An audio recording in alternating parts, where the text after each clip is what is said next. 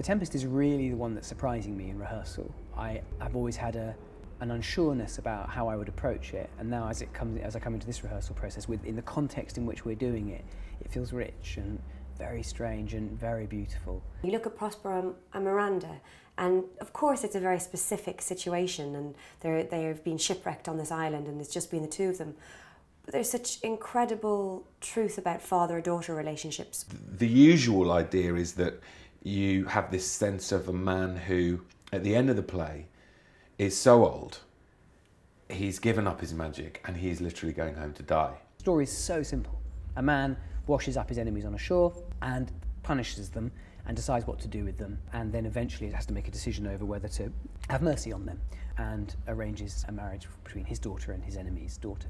That's it. There's nothing else. And it's an incredibly simple story, and it's deceptively simple. Unlike Twelfth Night, where the plot is actually rather complex, and you would take me quite a long time to explain it. It's beautifully plotted, it's structurally perfect. And Tempest is simple, so as a director, you can't rely in quite the same way on the structural cleverness of the work. It's a simpler piece. But once you trust that, it really unveils itself. It's like he's distilled all the themes and preoccupations of the other two plays into a much cleaner, purer, simpler, but thicker brew. He is mostly played older, and you can see why. I'm hoping that once I've done it, those who might have that preconception may change their minds, but you can't please everybody all the time, so you never know. But the only evidence that we have that there is a definite age to him is he has a daughter who's 15.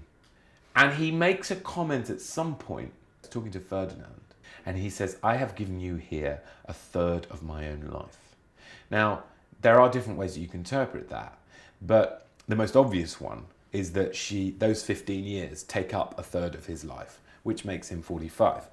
Now, that's still a bit younger than me, but not that much. And the age that he's usually played, I would say, is a bit old, actually, to have a daughter who's 15. I think it's possibly more interesting that he's not that old, but what you get is a sense of a man. How is this man going to exist and survive in that old world now, having spent 12 years in this weird hothouse magic island environment? And he's become quite an oddball, quite an odd person, quite an odd character. And this sense of that he's going back to his dukedom, to be duke again, which was something that he never really wanted to do anyway. And this sense of an audience thinking, he's just that's going to be the strangest thing in the world, and how is that going to work out for him? Rather than thinking, oh, he's going to go home and he's literally just going to die. I think the older Shakespeare is obviously interested in slightly different themes. He's interested in themes of reconciliation over time. He's interested in themes of political power and the role of art as a curative force.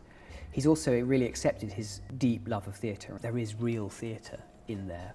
Prospero is making theatre. He's making water spirits. Strange wedding celebrations that literally vanish into thin air is an ode to the theatre. It's Shakespeare's love affair with the theatre, which is coming to a close.